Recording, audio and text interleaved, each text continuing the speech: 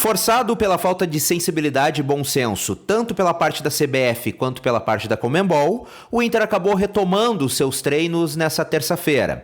Treinos esses que, aliás, ocorrerão, pelo menos temporariamente, no Complexo Esportivo da PUC. Lembrando, o Parque Gigante, a estrutura do Internacional, onde o Inter treina no dia a dia, ficou completamente embaixo d'água. E pelo menos até o momento nós não temos informações, não sabemos realmente qual o teor do estrago, o que realmente terá que ser feito por lá e se o Internacional realmente, num prazo não muito longo, poderá voltar a treinar por lá. Então, temporariamente, o Inter vai treinando no Complexo Esportivo da PUC. Afinal, como nesse momento não há uma paralisação, repito, não há um bom senso por parte da CBF, as partidas dos times gaúchos só estão adiadas até o dia 27 desse mês. Depois, o futebol aqui para as equipes gaúchas, o futebol brasileiro volta normalmente. Além disso, o Inter já tem compromisso marcado pela Copa Sul-Americana contra o Belgrano no dia 28, portanto daqui 2 semanas.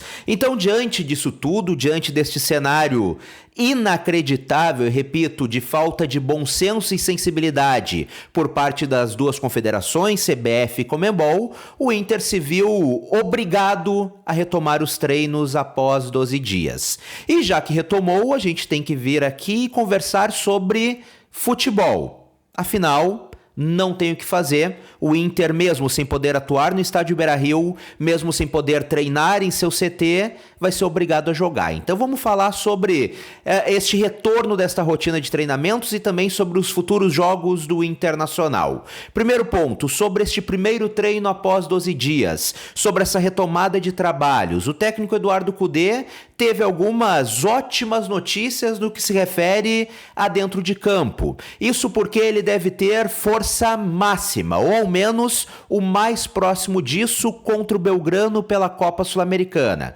Isso porque os jogadores importantes que estavam fora, não vinham atuando pelo Internacional devido a lesões, voltaram hoje treinando normalmente. E eu tô falando mais especificamente do tripé ali do Internacional: Arangues, Alan Patrick e Ener Valencia. Os 3 jogadores que vinham desfalcando o Inter antes dessa parada, devido a essa tragédia que está acontecendo no Rio Grande do Sul, voltaram e treinaram normalmente, ou seja, estarão à disposição do técnico Eduardo Cudê. Já estão recuperados de suas lesões e poderão então recuperar as suas titularidades no time do Internacional. Outra notícia também importante é sobre Wanderson. Wanderson, que também vinha lesionado, ainda não está no ponto de Arangues, Alan Patrick e Ener Valencia, ou seja, não está 100% pronto, mas já retomou os trabalhos de preparação física. Então está dando mais um passo em sua recuperação e logo também deve estar integrado ao restante do elenco. Então, falando desportivamente, afinal é isso que eu vim falar contigo, falando sobre futebol, já que não tem como a gente fugir desse cenário, está sendo imposto essa obrigação no Internacional, o Cudê, então, o Inter acabou tendo estas ótimas notícias no treino dessa terça-feira, no retorno aos treinos. Técnico Eduardo Cudê deve ter muito em breve força máxima novamente, os seus principais jogadores dentro de campo. E como falei, o Inter tem que jogar a Copa Sul-Americana no dia 28 contra o Belgrano. Então daqui 2 semanas. Só que tem um grande problema. O Inter não vai poder atuar tão cedo no estádio Beira-Rio. A grama vai ter que ser replantada, enfim, vai ter todo um trabalho. Então o Inter terá que atuar em algum outro estádio. E como se sabe, o presidente Alessandro Barcelos já falou em algumas entrevistas que o Inter não vai virar as costas para o seu povo. Ou seja, não deve deixar o Rio Grande do Sul, pelo menos a princípio. Embora tenha propostas de clubes de fora do Rio Grande do Sul que estão oferecendo as suas estruturas tanto para treinamentos quanto para jogos. Mas o Inter tem buscado alternativas para seguir aqui no Rio Grande do Sul. para atuar por aqui enquanto realmente o Beira-Rio não está à disposição. E tem que definir, tem que decidir isso logo, porque, repito, daqui 2 semanas o mando de campo é do Internacional. Diante disso, o estádio Colosso da Lagoa, em Erechim, estádio do Ipiranga, foi oferecido ao Inter. Não é um estádio, obviamente, com toda a estrutura do Beira-Rio, com o tamanho do Beira-Rio, com a capacidade do Beira-Rio, até porque não tem outro no estado com estas características, com a grandiosidade do estádio do Internacional. Mas foi uma alternativa oferecida ao clube. O estádio Colosso da Lagoa tem capacidade para pouco mais de 20 mil torcedores, ali na casa dos 22 mil torcedores. Além disso, o Inter tem analisado outras oportunidades, como, por exemplo, pedir ao Juventude para jogar no Alfredo Jaconi. Também é uma opção, mas também tem toda a situação da locomoção. Afinal, neste momento, o aeroporto Salgado Filho está fechado até o final do mês e o transporte, o trânsito em vias terrestres também está extremamente complicado no Rio Grande do Sul. Mas, a princípio, o Inter quer jogar por aqui, não quer sair do estado e, como já falei anteriormente, não quer passar um recado ruim de estar virando as costas para o povo gaúcho, estar deixando o Rio Grande do Sul em meio à maior tragédia desse estado. Então o Inter tem analisado possibilidades por aqui.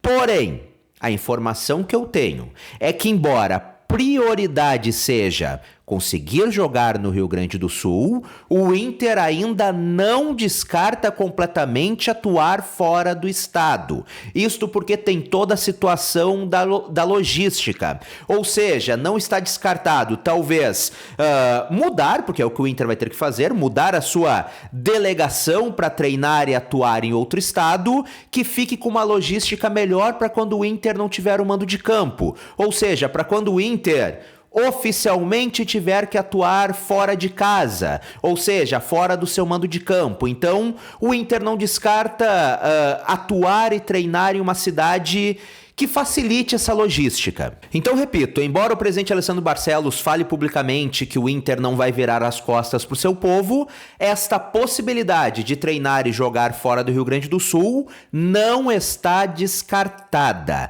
O Inter está analisando toda a logística, envolvendo calendário, viagens e onde ficará melhor para o clube treinar, para o clube jogar e que não cause ainda mais desgaste no elenco colorado. Mas o principal objetivo, a prioridade, é achar uma solução caseira, ou seja, no Rio Grande do Sul. E o estádio Colosso da Lagoa é uma das opções, além do estádio Alfredo Jaconi, e acredito, essas são as informações que eu tenho destes 2 estádios, mas acredito que o Inter já esteja conversando também com outros clubes para ver essa possibilidade, mas isso é o que eu acredito, neste caso não é uma informação. A prioridade é o Rio Grande do Sul, mas também não está descartado atuar fora daqui. E antes da gente encerrar esse papo, eu quero que tu comente por aqui qual a tua perspectiva para o retorno do Internacional. Afinal, é uma situação muito atípica. Os jogadores ficaram 12 dias sem treinar, ajudando em meio a este estado de calamidade que o Rio Grande do Sul vive, ajudando as pessoas, resgatando pessoas.